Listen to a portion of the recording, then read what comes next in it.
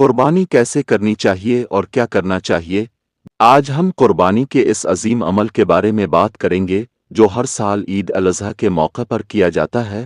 قربانی صرف ایک جانور ذبح کر دینے کا نام نہیں، بلکہ یہ ایک روحانی سفر ہے۔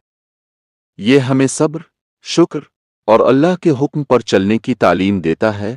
قربانی کا اصل مقصد اللہ کی رضا حاصل کرنا ہے۔ حضرت ابراہیم علیہ السلام نے جب اپنے بیٹے کو اللہ کے حکم پر قربان کرنے کا ارادہ کیا تو ان کا جذبہ صرف اللہ کی خوشنودی تھا۔ اسی جذبے کو زندہ رکھنے کے لیے ہر سال مسلمان قربانی کرتے ہیں۔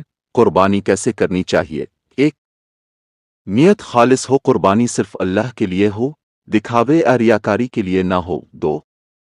جانور حلال اور صحت مند ہو، بکرا، گائے یا اونٹ ہو سکتا ہے۔ کوئی عیب دار یا بیمار جانور نہ ہو۔ عمر کی حد کا خیال رکھیں، مثلاً بکرا کم از کم 1 سال کا ہو۔ 3. ذبح شرعی طریقے سے ہو، اللہ کا نام لینا، بسم اللہ، اللہ اکبر۔ جانور کا منہ قبلہ رخ ہو، چھری تیز ہو تاکہ جانور کو تکلیف نہ ہو۔ 4. صفائی اور طہارت کا خیال، قربانی کے بعد ماحول کی صفائی کا خاص خیال رکھیں۔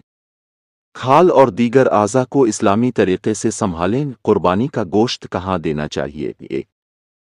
3 حصے کریں، 1 حصہ غریبوں کے لیے، 1 حصہ رشتہ داروں کے لیے، 1 حصہ اپنے لیے۔ 2.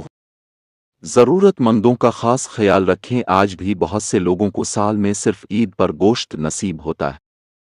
ہماری ذمہ داری ہے کہ ہم زیادہ سے زیادہ مستحق لوگوں تک گوشت پہنچائیں۔ قربانی کا روحانی پہلو، قربانی ہمیں یاد دلاتی ہے کہ ہم اپنی زندگی میں اللہ کے لیے کیا کچھ قربان کر سکتے ہیں۔ اپنا تکبر، اپنے گناہ، اپنی نافرمانیاں، اگر ہم اپنی زندگی میں بھی اللہ کے حکم پر چلنے لگ جائیں تو یہی اصل قربانی ہے۔ آخر میں عید الاضحیٰ صرف گوشت کھانے یا نئے کپڑے پہننے کا دن نہیں، بلکہ یہ دن ہے اللہ کے حکم پر عمل کرنے کا، قربانی کی روح کو سمجھنے اور دوسروں تک پہنچانے کا۔ اللہ ہمیں اس عظیم عبادت کو خلوص دل سے ادا کرنے کی توفیق عطا فرمائے۔ آمین۔ جزاک اللہ خیر۔